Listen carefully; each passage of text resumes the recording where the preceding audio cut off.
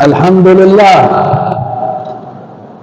لله القوي سلطانه، الواجب برهانه، المبسوط في الوجود كرامه وإحسانه.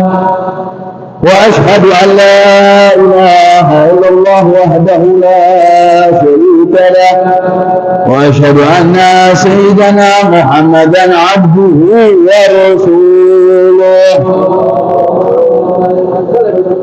اللهم صل وسلم على سيدنا محمد مفتاح باب رحمة الله عدد ما في علم الله، صلاة وسلاما دائمين متلازمين بدوام ملك الله، وعلى آله وصحبه عدد كل ذرة ألف مرة. أما بعد فيا عباد الله، فإني أوصيكم ونفسي بتقوى الله، وقد فاز المتقون. وقال تعالى: يا أيها الذين آمنوا اتقوا الله حق تقاته ولا تموتن إلا وأنتم مسلمون. وقال تعالى: يا أيها الذين آمنوا اتقوا الله وقولوا قولا سديدا يصلح لكم أعمالكم ويغفر لكم ذنوبكم، ومن يطع الله ورسوله فقد فاز فوزا عظيما. وقال تعالى: كلوا من رزق الله ولا تعثوا في الأرض المفسدين. صدق الله العظيم وصدق الرسول النبي الوفي الكريم، ونحن على ذلك من الشاهدين والشاكرين، والحمد لله رب العالمين. Limpahan rahmat dari Allah Subhanahu wa Ta'ala yang sangat luhur, hingga di hari yang dijuluki dengan Sayyidul Ayyam, pemimpin dari hari-hari, hari yang dinamakan sebagai pula Idul Fuqara, hari layaknya orang fakir, hari di mana Allah Subhanahu wa Ta'ala menjanjikan kepada umat Nabi Muhammad seperti apa yang diminta oleh Rasulullah Sallallahu Alaihi Wasallam. Sesungguhnya hari Jumat mempunyai keutamaan karena di hari ini Allah Subhanahu wa Ta'ala menciptakan Nabi Adam. Allah menciptakan Nabi Adam alaihi salatu wassalam, sehingga ada permintaan Nabi Muhammad apa yang diberikan oleh Allah Subhanahu wa Ta'ala untuk umat Nabi Muhammad di hari yang spesial ini. Dari sekian banyak yang diberi oleh Allah, salah satunya adalah liman da'a'ileh mustajab bihi. Siapa orang yang meminta, bermunajat, berharap, memohon kepada Allah di hari yang spesial ini, tidak akan ada yang ditolak oleh Allah Subhanahu wa Ta'ala dari doa-doanya. Jadi kita berharap Allah Subhanahu wa Ta'ala tetapkan keimanan kita kepada Allah Subhanahu wa Ta'ala dengan kita berminta kepada Allah, ya Allah tetapkan iman ini, tetapkan Islam ini hingga akhir hayat dan wafatkan dalam keadaan husnul khatimah. Salawat serta salam kita haturkan kepada Sayyidul Bashar, manusia yang telah kita harapkan syafaatnya di yaumul qiyamah. Tidak ada naungan yang paling mulia setelah naungan Allah, yaitu naungan Nabi Muhammad Sallallahu Alaihi Wasallam. Kita berharap Nabi Sallallahu Alaihi Wasallam memandang wajah kita. Kita berharap Nabi Muhammad Sallallahu Alaihi Wasallam mengakui kita sebagai umatnya. Dan kita berharap kelak di yaumul mahsyar nanti, di saat semua manusia dikumpulkan dalam satu lapangan yang paling besar, waktu min ahya'in, berapa banyak yang hidup pada saat itu dimatikan oleh Allah dengan air mata mereka, ditenggelamkan oleh Allah dengan air keringat mereka. Tidak ada pertolongan. Yauma yafirrul mar'u min akhihi, yang mengaku saudara dia akan pergi, yang mengaku seorang anak atau orang tua akan lari dari mereka sendiri. Illa Nabi Muhammad, kecuali manusia yang dipilih oleh Allah, kecuali manusia yang telah kita harapkan syafaat di yaumul qiyamah. Ya Allah, jangan kau haramkan syafaat Nabi kepada kami, kepada anak-anak kami, kepada orang-orang yang kami cinta, sehingga kelak di padang mahsyar kita mendapatkan naungan dari syafaat Nabi Muhammad Sallallahu Alaihi Wasallam. Hadirin jamaah yang dimuliakan oleh Allah, alhamdulillah, di hari yang penuh keberkahan ini Allah masih tingkatkan takwa dan taat kita kepada Allah. Berapa banyak persenan yang terlewati di tiap harinya, maka di hari yang penuh keberkahan ini Allah memompa kembali, Allah tambah kembali keimanan ini sehingga kita tambahkan takwa dan taat kita kepada Allah Subhanahu wa Ta'ala. Al-Imam Habib Abdullah bin Ali Al-Haddad di dalam kitabnya Ad-Da'wah Tamah beliau mengatakan at-taqwa intikaru awamirillah wa ijtinabun nawahi. Apa model takwa yang perlu kita amalkan? Al-Imam Habib Abdullah Al-Haddad Al-Rafiq beliau mengatakan model takwa yang perlu kita amalkan intikaru awamirillah. Setidaknya kita mengamalkan apa yang diperintah Allah dan meninggalkan dan menjauhkan apa yang dilarang oleh Allah. Itu takwa. Dan beruntung orang yang ketika Allah perintahkan dia mengamalkan apa yang diperintah oleh Allah. Apa yang dilarang oleh Allah dia tinggalkan. Hanya orang yang beruntung. Maka berapa banyak kesenangan yang berhari-hari lalu kita lewati dari perintah yang kita tinggalkan, dari larangan yang Allah perintahkan yang kita kerjakan. Maka dari itu kita tingkatkan takwa dan iman kita kepada Allah Subhanahu wa taala dengan menjaga makan kita. Al-Imam Al-Ghazali dalam kitabnya Ihya Ulumuddin dia mengatakan cara untuk menjaga keimanan, takwa dan taat kita adalah menjaga rezeki, makanan yang kita makan masuk dalam perut kita, pakaian yang kita pakai, minuman yang kita minum. Ada satu kisah di dalam kitab Bariqul Mahmudah karangan Abu Sa'id Al-Khudri. Dia mengatakan dulu ada seorang pemuda namanya Thabit. Thabit ini suatu hari dia sedang berjalan di pinggir sungai. Dia melihat ada sebuah apel yang sedang hanyut di atas sungai tersebut. Maka ketika Thabit ini hendak berwudu, dia melihat apel tersebut, maka dikejar apel karena dalam keadaan perutnya lapar dia makan itu apel. Ketika di pertemuan makan yang dia makan apel tersebut, tubuhnya gemetar, hatinya seakan-akan jantungnya hendak keluar dari tubuhnya. Ada sesuatu yang mengganjal dalam dirinya, yang main dalam pikirannya. Beliau Thabit mengatakan, apel yang saya makan ini, saya tidak tahu asal muasalnya dari mana. Sehingga Thabit memutuskan untuk berhenti memakan apel tersebut dan dia mencari siapa pemilik apel itu. Maka dia cari sampai dia ikutin aliran sungai. Berjumpalah dia dengan sebuah kebun apel yang saat itu sedang panen. Maka dia Thabit masuk ke dalam kebun dan bertanya, wahai pemilik kebun, apakah yang memiliki apel ini? Sesungguhnya aku menjumpai apel ini sedang hanyut di atas sungai, dan aku memakannya, dan aku ingin berdoa dari apa yang aku telah makan, sehingga apa yang aku makan menjadi keberkahan dalam diriku. Maka orang yang ditanya tersebut mengatakan, wahai anak muda, mohon maaf, aku hanya si penjaga kebun, bukan si pemilik kebun. Jika engkau ingin meminta ridho dari apa yang kau makan, maka pergilah ke rumahnya si pemilik kebun yang rumahnya lumayan jauh dari tempat ini. Maka si pemuda tersebut yang bernama Thabit, karena dia khawatir apa yang dia makan takut menyebabkan kerusakan kehidupannya, maka dia pergi mencari rumah si pemilik kebun. Singkat cerita, Thabit ini dapat di rumah si pemilik kebun dan diberi masuk oleh si pemilik kebun. Maka Thabit ditanya, apa yang kau inginkan wahai anak muda? Maka Thabit berkata, wahai pemilik kebun, aku ceritakan kronologinya. Aku datang kepada engkau bahwasanya suatu hari ketika aku sedang berjalan mengarungi sungai, aku dalam perut lapar dan aku melihat ada sebuah apel yang sedang hanyut, maka aku ambil dan aku makan. Dan aku takut apel tersebut bukan milikku, dan aku takut apa yang aku makan menyebabkan kerusakan dalam kehidupanku. Maka si pemilik kebun heran, ada seorang pemuda di zaman itu yang masih peduli makanan yang dia makan dari yang halalkah, dari yang haramkah, dari yang syirkkah, dari yang ribakah, dari hal yang mengambil hak orang lain.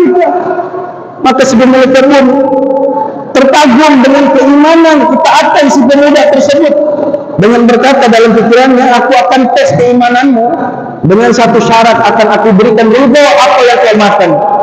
Maka si pemilik kebun mengatakan, wahai pemuda, maukah engkau menikahi anak putriku yang matanya buta, yang telinganya tuli, yang bibirnya bisu, yang lisannya bisu, yang kakinya lumpuh? Maka anak muda tersebut terkaget dengan ucapan orang tua atas pemilik kebun dan mengatakan, wahai pemilik kebun, jika ini syarat kita meridhai apa yang aku makan, maka akan aku terima. Maka diterimalah syarat tersebut, sehingga pemuda yang bernama Thabit menikahi anak putrinya. Ketika anak putri itu datang mengampuni si Thabit untuk dinikahkan, ternyata itu perempuan paling cantik di kampungnya, paling indah di pandangnya. Maka sahabat mengatakan kepada anak perempuan tersebut, ayahmu telah berdusta kepada saya. Ayahmu bilang kau buta, ayahmu bilang kau tuli, kau lumpuh. Ternyata apa kata anak perempuan? Ayahku tidak berdusta, ayahku benar. Sesungguhnya aku buta dari sesuatu yang aku tidak menyukai dari perkara yang haram. Aku tuli, yang aku dipulihkan oleh Allah untuk tidak mendengar perkara-perkara yang haram. Aku bisu, dibisukan lisanku untuk tidak membicarakan perkara-perkara yang haram. Dan langkah kakiku dilumpuhkan oleh Allah untuk tidak melangkah kepada hal-hal yang tidak diridhai oleh Allah Subhanahu wa taala. Begitu kafirnya kafir, ridho halal yang dia makan membuahkan hasil, yakni seorang perempuan yang salehah. Bahkan dalam riwayat dalam kitab tersebut, Sabit ini adalah ayah dari Imam Abu Hanifah yang bernama Nu'man. Sabit gara-gara memakan apel yang halal mendapatkan istri yang salehah dan anak keturunan yang saleh, menjadi ulama besar, ulama mazhab al-arba, al-Imam Abu Hanifah, Nu'man bin Sabit. Dari kisah ini hikmah yang bisa kita ambil, hadirin ma'asyiral muslimin jamaah yang kalau Allah, di zaman itu orang masih ada yang peduli. Lalu bagaimana di zaman sekarang? Berapa banyak orang yang tidak peduli rezeki yang didapatkan dari perkara halal atau tidak? Berapa banyak orang yang tidak peduli dari makanan yang dia makan dari yang haram atau yang syubhat atau karena menghina orang lain? Berapa banyak orang tidak peduli dengan makanan yang dia makan, minuman yang dia minum, pakaian yang dia pakai? Teringat sebuah hadis Nabi Sallallahu Alaihi Wasallam, datang seorang akbar yang mungkin ada yang sama. Ada orang kecil datang kepada Nabi, wajahnya penuh dengan lebih, diangkat tangannya di hadapan Nabi ke langit. Ya Allah, ya Allah, ya Rabb. Apa kata Nabi di hadapan para sahabat? Wahai sahabat-sahabat, nikmat Allah yang haram, yang dia makan adalah makanan haram. Wa mashrabuhu haram, yang dia minum minuman haram. Wa maidatuhu haram, yang dia pakai pakaian haram. Wa ghudhiya bil haram, dan dia selalu kenyang perutnya dengan perkara yang haram. Bimana yustajaba lahu, bagaimana doanya mau dikabul sama Allah walaupun dia angkat tangan ke atas langit. Doanya tertolak karena Allah dari Allah Subhanahu wa taala, doanya karena nikmat disebabkan makanan yang dia makan adalah perkara yang haram, minuman yang dia minum adalah perkara yang haram. Maka dari itu hadirin masyaallah muslimin, jamaah sidang Jumat yang dimuliakan oleh Allah, Al-Imam Habib Ali bin Hasan Al-Attas di Mashhad, dia mengatakan ihdar, hindari. Kita ingin mendapatkan anak yang saleh, berikan makanan yang halal. Berikan makanan-makanan yang memang betul-betul dari ridha Allah Subhanahu wa taala. Kita ingin keluarga yang sakinah, berikan makanan rezeki yang halal. Jangan sampai kita mendapatkan rezeki yang haram. Al-halal wal haram syibh. Al-halal wal haram itu banyak hal yang dilupai. Yang menyerupai inilah yang menjadi khawatir dalam kehidupan kita. Yang sering orang ambil yang bernama syubhat. Kita mengambil hak orang lain tanpa ridhanya. Kita memakan hak orang lain tanpa kita mengetahui ridhanya. Berapa banyak orang mengambil hak orang lain yang dia tidak tahu ridha orang tersebut, yang dizalimi, yang dihina, yang dicaci, dan dia memakan rezeki dari hal tersebut. Mudah-mudahan Allah Subhanahu wa taala jaga rezeki kita. Allah Subhanahu wa taala berikan kita makanan-makanan yang halal. Mudah-mudahan rezeki yang kita dapatkan menjadi rezeki yang penuh ridha dari Allah Subhanahu wa taala. Mudah-mudahan rezeki yang kita harapkan dari Allah adalah rezeki yang mengamankan kehidupan kita kelak ba'dal hayat. Kehidupan setelah kehidupan di dunia, yaitu kehidupan kita dalam kematian.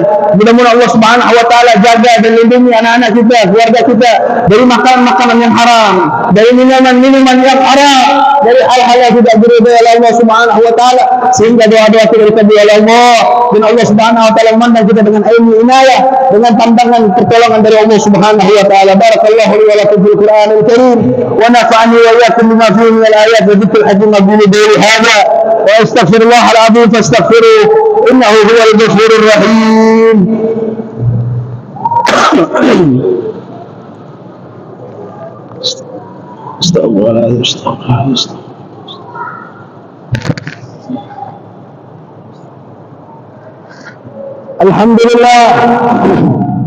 Alhamdulillah ala ihsani wa syukri lahu ala tawfiqihi wa imtinani. Wa ashhadu an la ilaha illallah wahdahu la syarika lah. Wa ashhadu anna sayyidana Muhammadan abduhu wa rasuluh. اللهم صل وسلم على نور الانوار وسر الاسرار وتليد الابيار ومفتاح باب اليسار سيدنا نبينا مولانا محمد المختار وعلى اله الاطهار عدد من امر الله واهداله. اما بعد فيا ايها الناس اتقوا الله فيما امر وانتهوا عما نهى واعلموا ان الله امركم بدا في بنفسه وصلى بملائكته بقدسه وقال تعالى ان الله وملائكته يصلون على النبي يا ايها الذين امنوا صلوا عليه وسلموا تسليما. اللهم صل وسلم على سيدنا محمد وعلى ال سيدنا محمد وعلى ال رسول وصحابه رسول الله اجمعين وعلى اربع خلفاء الراشدين سيدنا ابي بكر وعمر وعثمان وعلي وبقيه صحابه رسول الله اجمعين والتابعين لهم باحسان الى يوم الدين وعلينا معهم وفيهم برحمتك يا ارحم الراحمين. اللهم اغفر للمؤمنين والمؤمنات والمسلمين والمسلمات الاحياء منهم والاموات انك سميع قريب ومجيب الدعوات وقاضي الحاجات وغفر الذنوب والخطيئات يا رب العالمين. اللهم ادفع وارفع عن جميع المسلمين الاذى والبلاء والغلاء والبعث والزلازل والامحان ما ظهر منها وما بطن عن بلادنا اندونيسيا خاصه وعن بلدان المسلمين اجمعين عامه برحمتك يا ارحم الراحمين. اللهم اكفنا شر الظالمين اللهم اكفنا شر مصائب الدنيا والدين. اللهم نحن الى وجهك الكريم برحمتك يا ارحم الراحمين. Ya Allah, di hari yang penuh keberkahan ini, di hari yang penuh dengan iman dan pertolongan ini, ya Rabb, jadikan amalan yang paling terbaik bagi kami yang kami lakukan pada saat ini, sehingga kau lipat gandakan pahalanya, sehingga kau lipat gandakan ganjaran pahalanya. Kau wafatkan kami dalam keadaan husnul khatimah. Kau jadikan pahala yang kami dapatkan pada hari ini adalah pahala yang menemani kami di alam kubur. Memudahkan kami dalam sakratul maut. Matikan kami dalam keadaan husnul khatimah. Diselamatkan kami dari siksa kubur. Diselamatkan kami dari azab api neraka. Birahmatika ya arhamar rahimin. Ya Allah, ampunkan dosa kami ya Allah. Ya Rabb, maafkan kesalahan kami ya Allah. Ya dosa-dosa kami yang kecil maupun yang besar, yang tampak maupun yang tidak tampak, yang dalam keadaan tersembunyi atau dalam keadaan terang-terang yang kami lakukan ya Allah. Rahmat-Mu sangat luas untuk kami ya Allah. Ya Rabb, rahmat-Mu sangat luas bagi kami ya Allah. Juga pernah sampaikan dalam hadis qudsi, siapapun orang hamba-Hamba-Mu yang datang dengan membawa doa kami yang sebesar gunung, Kau hadirkan kami dengan rahmat-Mu yang seluas lautan. Irhamna ya Allah, rahmati kami ya Allah, rahmatilah anak-anak kami ya Allah, rahmatilah keluarga kami ya Rahman. Rahmat-Mu sangat kami harapkan daripada keinginan membawa yang kami harapkan ya Allah. Hajat-hajat dunia kami tidak ada apa-apa yang tanpa rahmat-Mu ya Arhamar Rahimin. Ya Arhamar Rahimin, ya Rabb, telah berkandang mahsyar, kelak di hari kiamat, ya Rabb, kumpulkan kami bersama Nabi Muhammad. Izinkan mata yang hina ini memandang wajah Rasulullah, berjabat tangan dengan Rasulullah, menyeluk punggungnya Rasulullah, berkumpul dengan Rasulullah. Ya Rabb, siapapun yang nanti akan merasakan kehausan, izinkan kami meminum air telaga kautsar Nabi Muhammad. Izinkan kami meminum air telaga kautsar Rasulullah. Wa man syaribaha la yarmau ba'daha abada. Siapapun orang yang meminum telaga kautsar Nabi tidak akan merasakan kehausan selama-lamanya. Ya Rabb, kumpulkan kami di jannah besariin, di barisan orang-orang saleh. Bangkitkan kami di barisan orang-orang yang siddiqin, yang jujur dalam beribadah. Ya Rabb, bangkitkan kami kelak bersama orang ilmiah wa salihin rahmatika ya arhamar rahimin. Wa sallallahu ala sayyidina Muhammadin wa ala alihi wa sallam. Alhamdulillahi rabbil alamin. Ibadallah, inna Allah ya'muru bil adli wal ihsan wa ita'i bil qurba wa yanha 'anil fahsya'i wal munkar wal baghi ya'idukum la'allakum tadhakkarun. Fastaghfirullaha al-'azim wastaghfiruhu washkuruhu ala ni'amihi yazidkum wa la dhikrullahi akbar. Aqim as-salah.